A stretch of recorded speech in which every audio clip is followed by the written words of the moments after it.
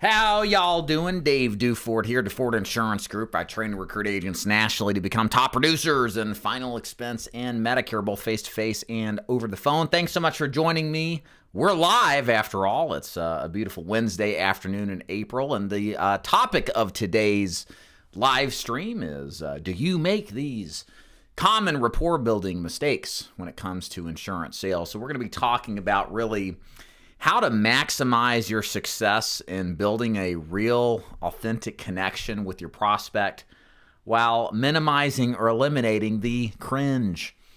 We all know a little bit of what it's like to have some cringe effect in rapport building. My goal today is to teach you how to avoid that as best as possible and utilize that very precious beginning part of your presentation to overcome the natural friction that's inherent whenever you're looking at possibly getting into an insurance sales presentation. I do see some questions in the chat. How y'all doing? Welcome, greetings, and salutations. I'll be getting to your questions at the very end of today's call. So again, the purpose of today's training, really the reason why you should listen to it if you're a new agent and or sell anything really in particular, and you're just looking at, I think keyword is that authentic type of connection with the prospect, and you know that it's important to do that. This video and the training today is definitely for you. So I think laying the groundwork and getting started, and this should be a shorter training as opposed to the more verbose training that I do, is to first talk about what is the purpose of rapport building. And to kind of lay it out pretty quickly, it's simply put, to lay the groundwork of a relationship or to break the ice with the prospect. It's to put, in other words, the client at ease. Now, I want you to really think about what I just said, because I'm not saying groundwork, breaking the ice, or putting them at ease as kind of not really thought out descriptions. These are intentional ways to describe what rapport building is, because the opposite of building rapport, and this will be clear here in a second where I'm going with this, is to become best friends. What you don't want to do with rapport building is spend minutes upon minutes upon minutes reminiscing about the past, talking about your problems, taking 15, 20 plus minutes, not talking about what it is you're there to do, which is to help them with their insurance needs. In other words, rapport building is not about socializing beyond the purpose of the sales call, okay? So in other words, rapport building is a purpose-driven activity directly related to connecting with the prospect in order to effectively proceed at an advantage in the sales presentation. So all of this is to say, your goal is just to create an authentic connection that's good enough to establish the capability to break the barrier and to proceed in the sales presentation, nothing more. So one of the things I think that needs to be abundantly made clear is that too much rapport doesn't exponentially add more value. In many cases, it diminishes the value. It reduces the effectiveness of the sales presentation if you just drone on talking about yourself or allowing the client to drone on talking about themselves. After a certain point, when I say diminishing returns, you just don't get that much more out of it by going another every minute extra. Doesn't mean an extra point towards making the sale. And what I have effectively seen, and many people at this point ask, well, how much rapport building is enough? And I think that's the imperative question here. Rapport building, to me, that's just enough, is somewhere around the 3-minute, the 5-minute mark. You really don't need to do any more face-to-face or telesales than a good solid 3 to 5 minutes. 5 minutes probably is pushing it. 3 minutes is usually enough to get the point across that you show that you have intrigue and interest in the client and you're open-minded to learning more about them and seeing what makes them tick and creating that connection. You don't really need often much more, let me zoom in a little bit, whoa, than that. It becomes excessive. So again, understand that rapport building, we think of it in this context as a stage in the sales presentation, but truly rapport building is built and added to or taken away throughout the entirety of the presentation. So why do rapport building? Well, we have to set the stage. We have to get that prospect to be at ease and comfortable with us, to see us as a human being, not to marginalize us as an other or a salesperson, right? To dehumanize us, right? So it's critical that you do this part. Sales training that doesn't really emphasize at least some level of rapport building, whether it's virtual or face-to-face or telesales, is missing out on a lot of opportunities to sell the most insurance in an effective and efficient way. So a couple of things here I want to talk about with the rapport building conversation. Again, the purpose of this is to explain rapport building in an effective way, but also to give you some advice on what not to say, right? What to avoid. So here's a couple of things I recommend you stay away from when it comes to building rapport. And this would be from the beginning of your sales call, on the phone or face-to-face, right before you get into what I would deem the fact-finding or pre-qualification stage. So first of all, I think the one thing you really want to stay away from, especially if you're on the phone, is the phrase, "How are you today?" Now, again, some agents do this really well. It's part of their demeanor. I can think of an agent, Jim, in my agency who does it very well. But the vast majority of the time, if you come off and say, "How are you doing today?" it's going to come off canned. It's going to come off scripted, and goes back to that word, it's really inauthentic when we're trying to be authentic. What I would do instead of that, actually, we'll get to that in a minute. I'm kind of going over the things to avoid. Number two here is that I see a lot of in reviewing calls of agents in my agency. We sell final expense, Medicare, and what I see a lot of, especially in the initial parts of rapport building, is an earnest attempt to create conversation, but turning the conversation towards what you're interested in and not the interest of the client. There's a great example of this. I mentioned this on several of my training calls, but it exemplifies what I'm saying here. I had an agent, I was reviewing his call. He was selling final expense over the phone. And in conversation with the prospect, she mentioned that she had bladder cancer. And what you should be doing is talking about the experience of bladder cancer. What was that like? How did it feel? Were you scared you're going to die? How far along did you get preparing? Because this is final expense based, right? Makes sense for that, right? But what did the agent do? Well, the agent started talking about his prostate cancer. He actually had prostate cancer, and talking about all the things that he was doing about his prostate cancer. And I timed it on my timer, and this talk about prostate cancer went on for like 2 minutes, right? Sitting there talking about prostate cancer. And make matters worse to a woman, which, I don't know if women want to hear about prostate cancer. I'm a dude, and I don't, okay? So my point is that something that was constructive? Now, I think good intentions. It was an attempt to try to relate to the client. Hey, you had cancer, me, I did too. But where it went wrong was steering that conversation towards having a conversation about me. Now that you've talked about, you a little bit, let me talk about me the rest of the time. That stuff turns people off. People aren't interested in that. Stay away from that. And again, we'll talk about how to retool the equipment of our rapport building to be better suited. And last thing here, I think with rapport building that really is less about what to say script-wise, is how you say things. You have to show intrigue and interest in the client.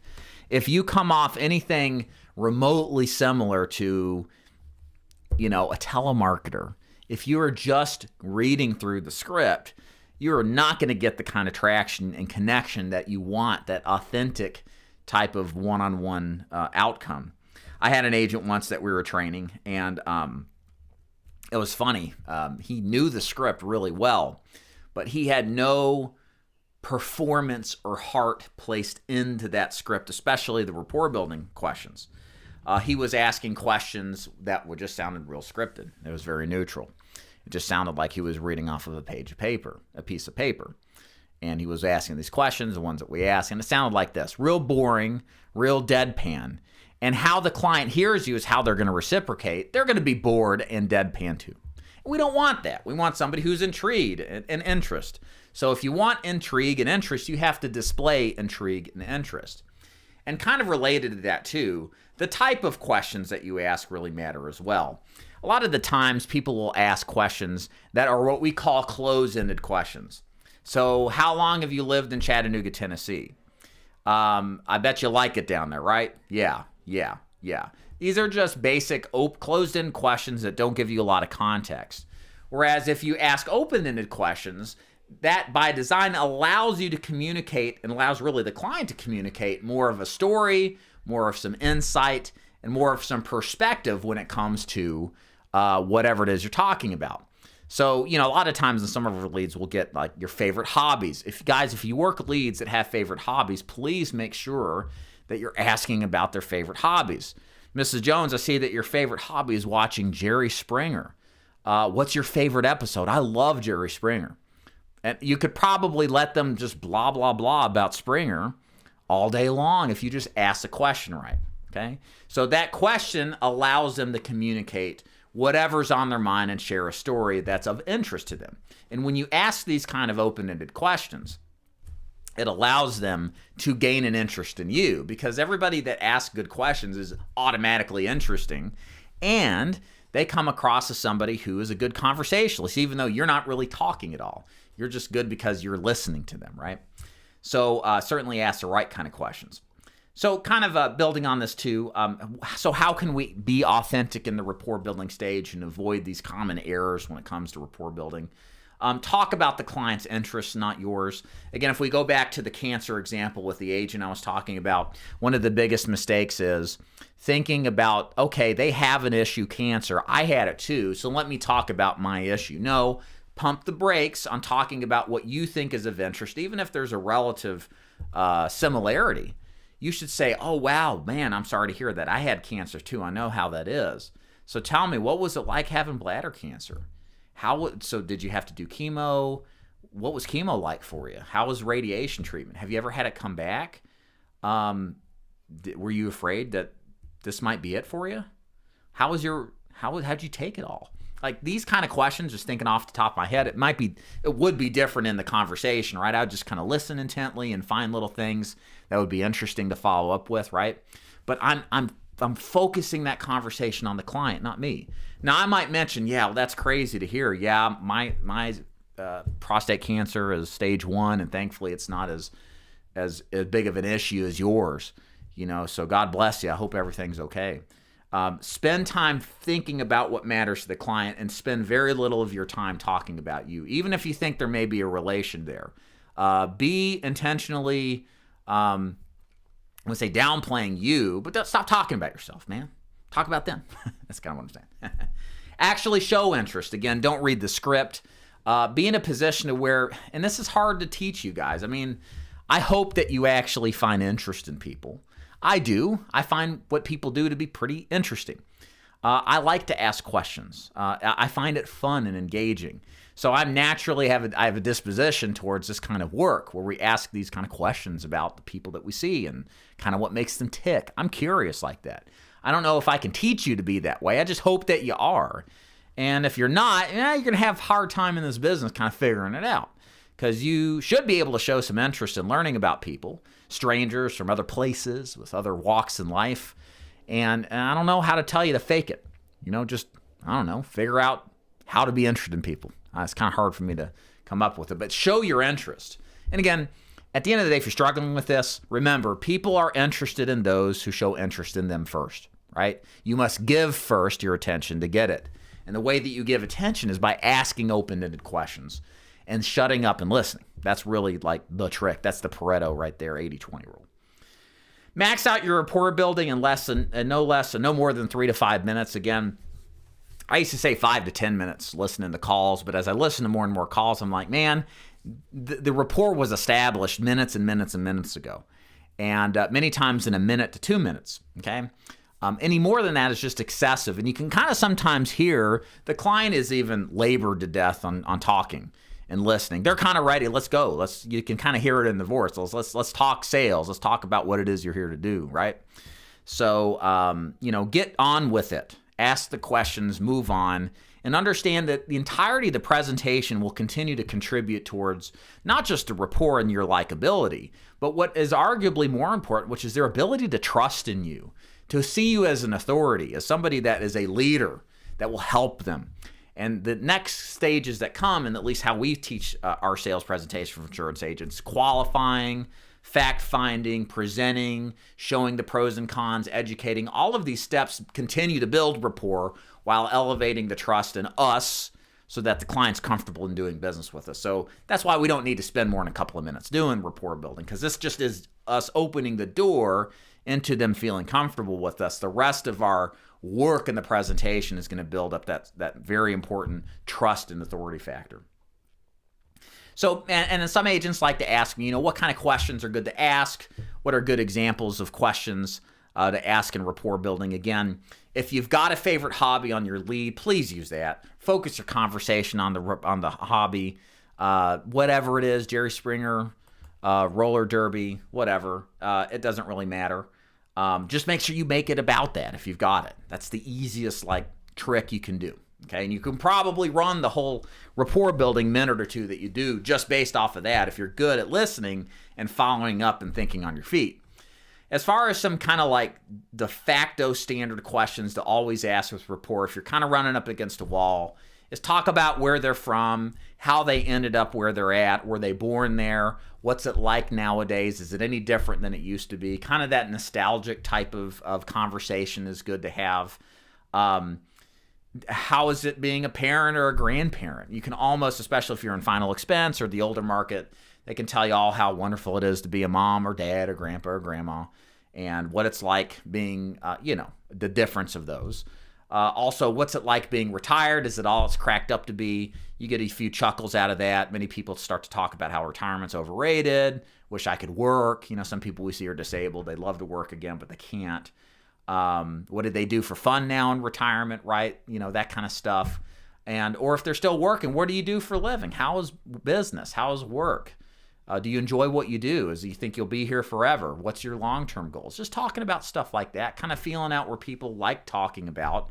And many times as you go through rapport building, one of the things I find more effective instead of breadth, and the implication here, and I'll correct myself if I've implied this, it's not to ask all these questions every time that you're in a sales pitch. It's to ask some of these questions and to go into depth, okay? I remember one sales call we were reviewing, the gentleman's call. He was going through the litany of questions, and he asked about, how's work these days? How's retirement going? He's like, man, I'm not retired.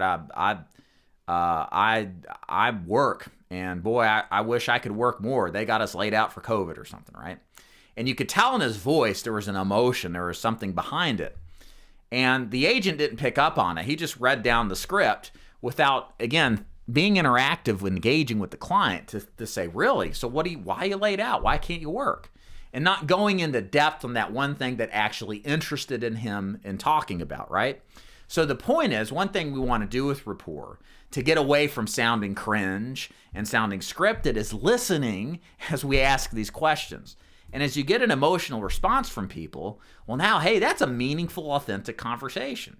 And you'll find that you'll get into more depth, even if it's in a more narrow field. I think you'll get more out of it than just going down the script literally and sounding scripted because of it. So in rapport building, within that couple of minute time frame to build it, I prefer my agents to go in depth with one topic where the client shows interest than a multitude. Now, sometimes we have to fish and ask different questions until we get a bite, till we hook it in, and then we go into depth, right? But the point is depth produces better results at building rapport and getting people comfortable than just like this scripted, canned, run down the list stuff that may or may not produce results. Okay. So that's pretty much it, guys. Real quick training today. I'm going to go to answering some questions in the chat here. And if you got any of those of you who are live, feel free to throw them out there. And again, if you enjoyed this training, hit the like button. That helps us share this around with other agents.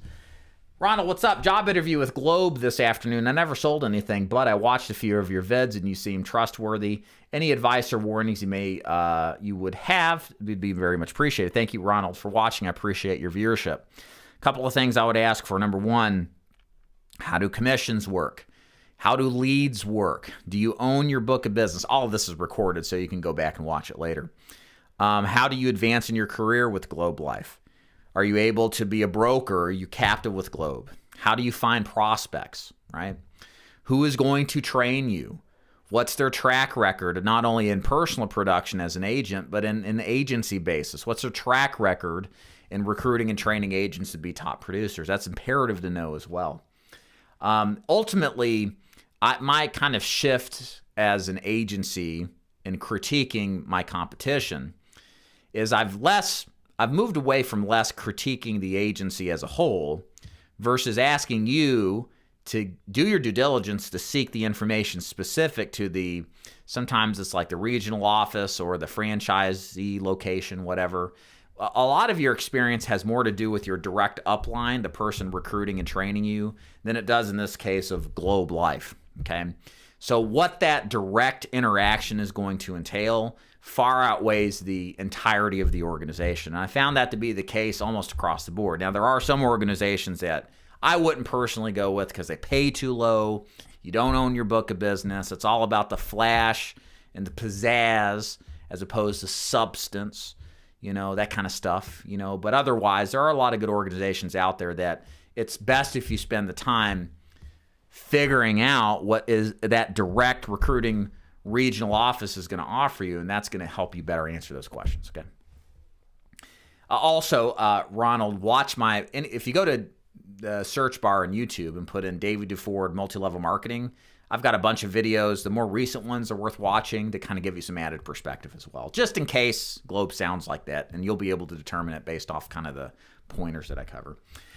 Hey, Anthony, I was wondering if you know the answer to this. How would one be able to be an independent contractor with just only the carriers and themselves and not have to go through any firms? Yeah, good question, Anthony. So the structure of most insurance sales operations now is that the carriers have offloaded the burden, as it stands, to recruit and train and retain an agent sales force. It used to be 30, 40 years ago, what you would see like with Globe was the norm. You would go directly into a carrier, contract directly, and you would work for one carrier. But that just doesn't work that way anymore. All of the carriers offloaded the recruiting to what I would call direct sales distribution organizations. We call them independent marketing organizations, field marketing organizations, general agencies, etc. And the idea is for those organizations to recruit, train, and retain agents to go out there and sell.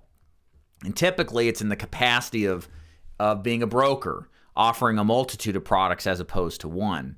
And so whereas the market 30, 40 years ago was 20% brokerage, like I've just described, and 80% married to one carrier, the tables have turned. It's easily 80% plus of this business now, probably more so in certain segments than others as far as products go, on an independent basis where you have to go through a middleman, a distribution operation in order to get a contract to a carrier. So in other words, Anthony, this is how it is. You have to, if you really, from what I know, for Medicare or final expense, life products, annuity, there's always a middleman at play. So the question is how do you avoid the middleman, but how can you get a best deal despite there being a middleman, right? Because there are plenty of setups to where the middleman sucks the life out of you. You get paid poorly, you get crap leads, you have no training or support, and nothing justifies that lower start commission. And then you've got organizations like mine that pay a lot of commission because it's not multi-level marketing oriented from a culture standpoint, provides quality leads. It's entirely business. My business model is entirely incentivized on selling or recruiting you to sell insurance because I don't make any money until that happens. So you got to do your due diligence. Accept the world that there's going to be middlemen or agencies in the middle, but you've got to figure out who's going to give you the best deal despite that. And in many cases, I think it's actually a value add because the carriers the market moved towards independence to basically shopping insurance and being more consumer empowered. And I think that's in part what broke up the career models that the carriers did that ended up pushing products that weren't necessarily the best for the client. So it's better to join, I think, an agency because of that. You just got to find the right one. Hi, I'm from the government. I'm here to help. Man, I'm uncomfortable listening to you talk about someone talking about prostate. See how bad it is? See how that's just what happens, you see? I flirt with my clients. Hey, whatever pays the bills, Wesley, right? How to win friends and influence people. Tip number 1, don't talk about your prostate cancer. Tip number 2, flirt with as many of them as you can. You answer my one question, dang. Okay. Brian, hey, last one here, unless anybody else has any more questions. Hey, Dave, started calling aged leads, and now I see what you say about what you pay for is what you get. That's right. LOL, I believe in what you're saying about make it out about the customer, not you. Absolutely. Yeah, and that little comment about aged leads, you know, we've talked a lot in our agency. Brian's an agent in my agency. And we talk a lot about using aged leads. A lot of organizations recycle their leads a multitude of times. They have a great profit center by selling it multiple times, but the outcome to the agent is usually poor. And the problem with working aged leads, in my experience, is that you are incentivized, you develop a perspective that is unfortunately nowhere near how it really is with a fresh and exclusive lead. And when you develop a perspective that, hey, these leads suck, well, then it naturally comes about for a lot of people, like how many other types of leads suck. And when you develop this kind of negative disposition towards leads, which is understandable working like ancient leads where half of them are dead or disconnected, it starts to affect everything. And it ruins your mindset. It's like a poison pill that you take when you buy aged leads. I personally tell my agents, largely, don't buy aged leads. Because, you know, you might buy 50 and get one sale. I would call that a success. But without the proper mindset, you might think that's an utter miserable failure. So having me explain this to people is helpful. But even so, your mindset is a very critical thing to maintain. You don't want to lose your perspective based off of bad results or bad leads or below average quality leads, which happens a lot for new agents. So that's why I recommend new agents in my agency and where else, buy fresh exclusive leads, get some new leads to give you the best options for success. You know, if we're running a business, which we are, we want all the odds in our favor. We want quality training. We want quality commission levels to maximize our earnings. Well, why wouldn't we want quality leads, right? Because that gives us an edge too. All right, aged leads like eating a burger on stale bread. Probably worse. Thanks, Anthony. Appreciate it. All right, well, that's it for me. Hope you enjoyed this quick training. We will be seeing you around. I'm actually going to be gone next week. I got some prepared content, so no live trainings next week, but the week after I'll be back. So y'all have a good rest of your week. Thanks so much for watching as always. And if you're interested in learning more about joining DeFord Insurance Group, go to daviddeford.com/FAQ. Y'all take care. Thanks.